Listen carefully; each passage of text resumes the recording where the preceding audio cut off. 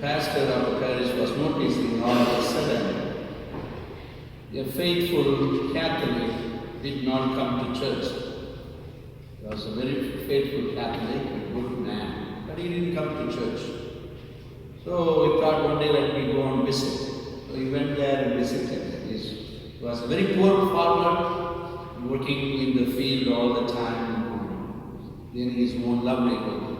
The pastor asked, why are you not coming to church? And that poor young man said, see, pastor, everything is getting harder nowadays, and so I don't have enough money, so I don't have good dress. All my dress are bad and torn. Therefore, I don't have a very good dress. So therefore, I don't want to come to church with active dress, a dress which is torn. So that's the reason I don't come to church, because I don't have a very nice dress. And then the pastor said, okay, if that's a problem, don't worry, I will get you one. So the pastor went back and bought him a good, very fine dress and gave him. See, I'm just presenting this to you. So hereafter, he used to come to church. And the pastor was waiting for him the next Sunday to see him, but he did not come. He was wondering what happened. So after the Sunday and during the weekdays, he drove to his house and went and asked, why you did not come to church on Sunday? And the man said, Pastor, thank you so much for the wonderful, beautiful dress that you gave me. But as usual on Sunday morning, I got ready, tired to get ready, and then I put on your nice dress. And then I went and stood in front of the mirror. But I couldn't believe myself. I was so handsome. Therefore, I went to the club. Sometimes, the world is like that. When we see ourselves so rich, when we see ourselves so talented, when we see ourselves so handsome and beautiful, our minds are going away from God. And that's the little story that tells us. Once we get everything in our life, once we feel we are more confident of our own life, once we feel my life is in my control, I have everything, nothing to worry about. Once we feel that, then God is a little away from our life. Not for in all people, but in some people, they place God away from their life. That's why in today's culture, so much of people, they know God exists. Many times they believe in God, but they do not want to practice it because they feel their life is in their control. That's what they feel. But God wants not just our thanks, but God wants our relationship. God wants us to come and say hi to Him, come and pray to Him. He wants our love. He wants our relationship. He wants our presence. Many a time when I pray, I always think, we have a unique God, a God who comes and kneels in front of us and even begs us to be merciful, to be kind, to be loving, and to be very faithful. Only mistake our God has done is giving us the freedom of life, the will to decide, sharing with us His image and likeness, which gives everything to us except omnipotent power to change things. Except that God has given to us everything. So with our own freedom, we decide whether to go to church or go to the club. Whether to lead a good life or just a life outside, away from God. We decide.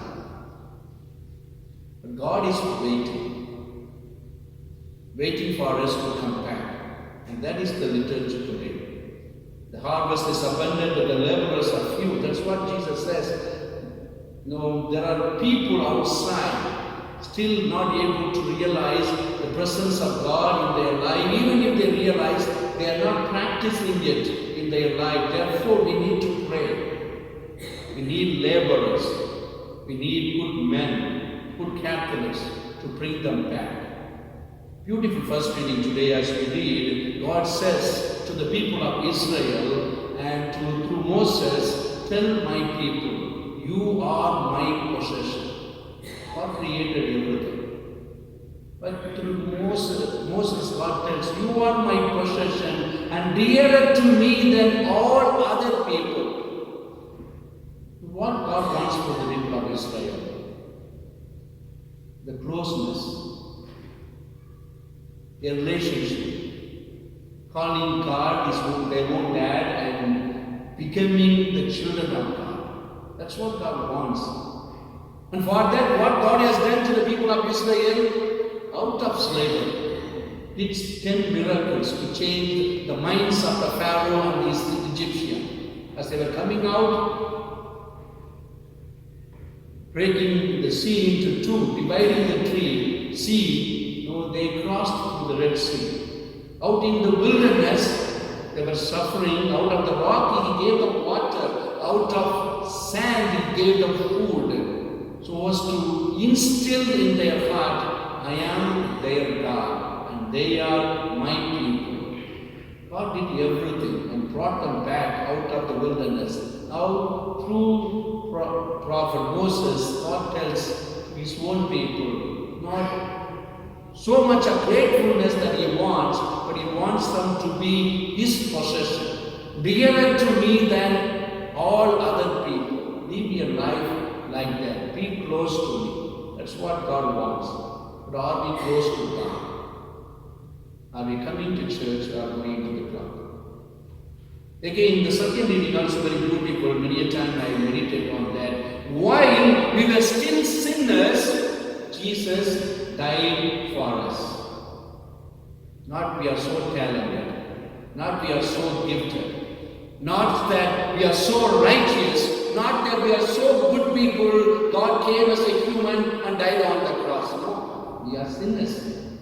We are unworthy. We are very weak. He can crush them and He can destroy us, like in the Old Testament, sending the fire, sending the flood. God can destroy us. But He doesn't want that anymore. While we were still sinners, Jesus died. And what He wants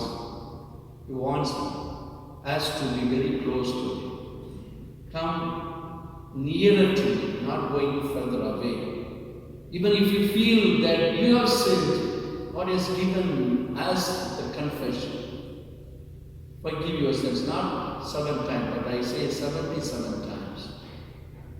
And that's what today also we see. Why He is calling the disciples and sending them to the people. I want my people to be very close to me. And that's what many a time when we go to the Gospel of John, one phrase is often repeated again and again in different forms.